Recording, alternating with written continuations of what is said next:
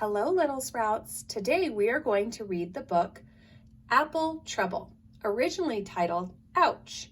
It is written by Ragnhild, Scamell, and the pictures are by Michael Terry.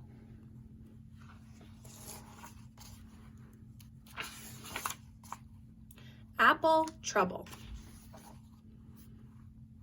Hedgehog had just finished building her winter nest under the old apple tree. Not too large and not too small, just right for a long winter's sleep. Suddenly, a juicy red apple landed on her back. Ouch, squeaked Hedgehog. Plop.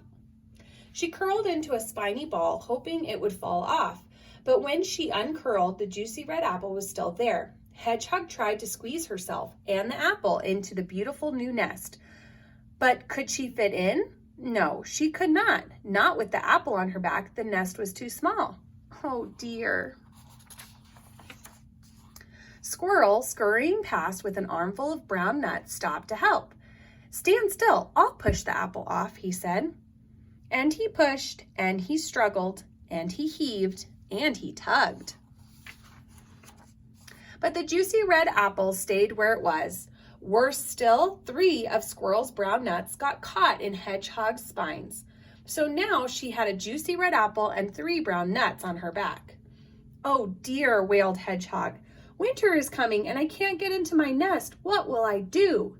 Try rolling on your back, snorted Pig, trotting up. That'll get rid of it all. Hedgehog threw herself on the ground, her little legs paddling in the air as she twisted and wiggled and rolled. Has it all gone? She asked hopefully, scrambling to her feet. Pig shook his head. No, the juicy red apple and the 3 brown nuts were still there. So were a small green pear and a crumpled brown leaf. Oh dear, sighed Hedgehog, rolling her eyes.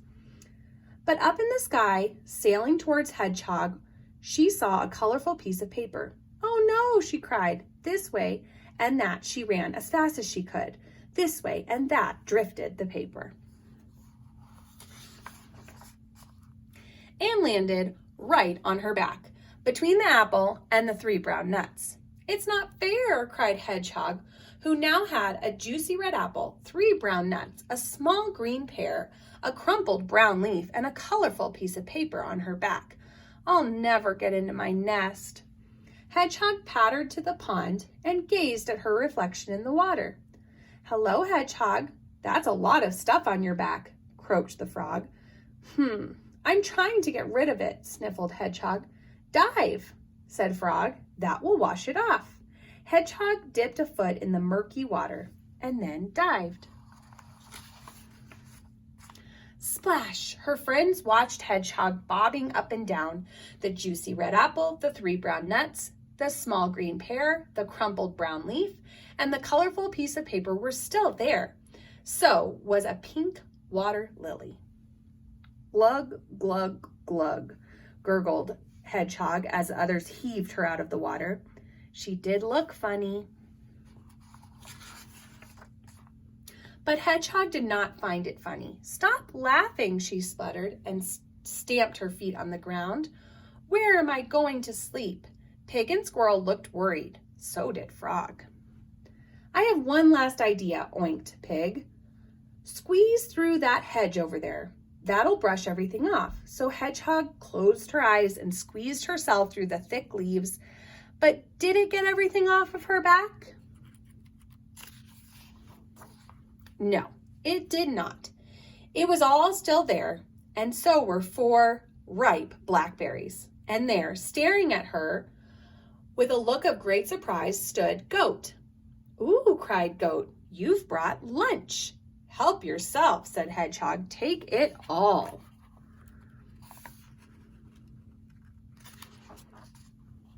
Yippee, brayed Goat. Then he picked off and ate the juicy red apple, the 3 brown nuts, the small green pear, the pink water lily, and the 4 ripe blackberries. For dessert, he ate the paper. The only thing he left was the crumpled brown leaf. He just couldn't eat any more. Hooray, cried Hedgehog. She felt as light as a feather. "Thank you, Goat," she said. Then she ran as fast as her little legs could carry her. Through the gate, past the pond, across the orchard, under the tree, home to her nest. Hedgehog squeezed into her little nest. It fit her perfectly, and it was the best nest ever. Outside, a cold wind blew another apple off of the tree, but it didn't fall on Hedgehog. She was safe in her nest and fast, fast asleep. I hope you enjoyed this story today about apple trouble. Now, see if you can remember what was Hedgehog's problem in the story, and how did she solve her problem or fix it? Tell someone in your family what Hedgehog's problem was and how she fixed her problem. Have a great day, little sprouts.